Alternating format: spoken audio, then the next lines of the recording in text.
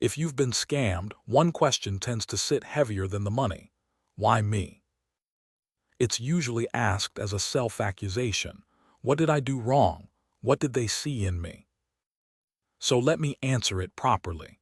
Because the real answer is nothing like the one people torture themselves with. Here's the truth. You were not selected because you seemed foolish, gullible, or old. You were selected by arithmetic because of what you have, what's publicly known about you, and what criminals have learned works. It's a business model, not a judgment. Now the actual reasons. 1. You have assets. Older adults hold the largest share of accumulated savings in the country. Criminals go where the money is. This is the single biggest factor, and it's a compliment about your life's work, rather than a criticism of your judgment. 2. Your information was already for sale, not stolen from you personally. Bought. Data brokers, marketing lists, and breached databases put names, ages, addresses, and phone numbers into circulation cheaply. A list of homeowners aged 70 plus in your county is a purchasable product. That's how they knew things about you. 3. You answer the phone. This sounds trivial, but it's a genuine selection filter. Many younger people never answer unknown numbers at all. Politeness, a virtue you were raised with, makes you reachable in a way that others aren't. 4. They contacted thousands of people. You weren't chosen. You were included. Scam operations text, call, and email at enormous scale, then work with whoever responds. You may have simply been the one who picked up on a bad afternoon. 5. They were professionals and you weren't. These are organized operations, with scripts refined across thousands of victims, call centers, training, and quality control. You were improvising against people doing their job. That isn't a fair fight, and losing it says nothing about you. 6. They aimed at your virtues. Look at what these scams actually exploit.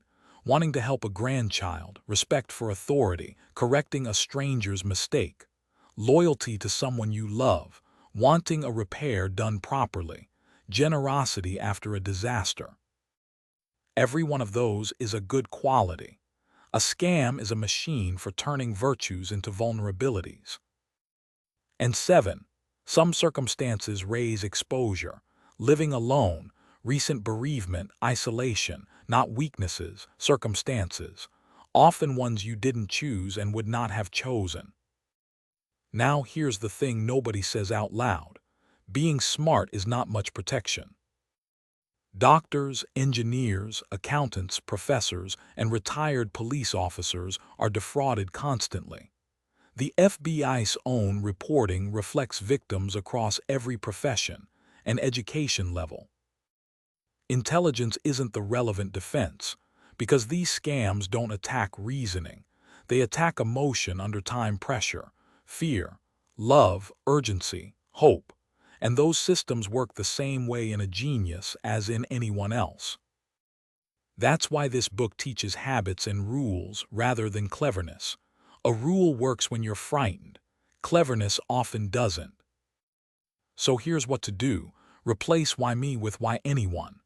The answer is assets, availability, and scale. Reject the idea that it reflects your intelligence. It doesn't, and the victim lists prove it. Recognize which virtue was used, and don't correct the virtue, correct the exposure. Expect to be retargeted. Victims go on lists and are approached again. Being scammed once raises risk, which is a fact about their lists, not about you. Reduce what's public where you can. Opt out of prescreened offers. Be careful what you post. Freeze your credit. And talk about it. Silence is what let it continue. Here's what I do. I take the question seriously, rather than letting it rot into shame, because why me deserves a real answer, and the real answer is arithmetic, assets, a purchasable phone number, a habit of answering politely, and a professional operation dialing thousands of people. Nothing in that list is a character flaw. I'd pay particular attention to which virtue got used, and I'd refuse to fix the virtue. The answer to being scammed through kindness is not to become unkind. It's to keep the kindness and add a rule. That's what every chapter in this book has actually been. A way to stay a generous, trusting, decent person without being an easy target. And I'd take the expect to be retargeted part seriously, because it's the practical consequence. Being on their list isn't a mark against me. It's a mailing list, and it means the next call is coming. So let's do this. Ask the question honestly, why me? Now answer it accurately. You have savings, because you worked for decades. Your phone number is on a list somebody bought for pennies. You answer your phone because you were raised to be polite, and a professional operation dialed 10,000 numbers that week.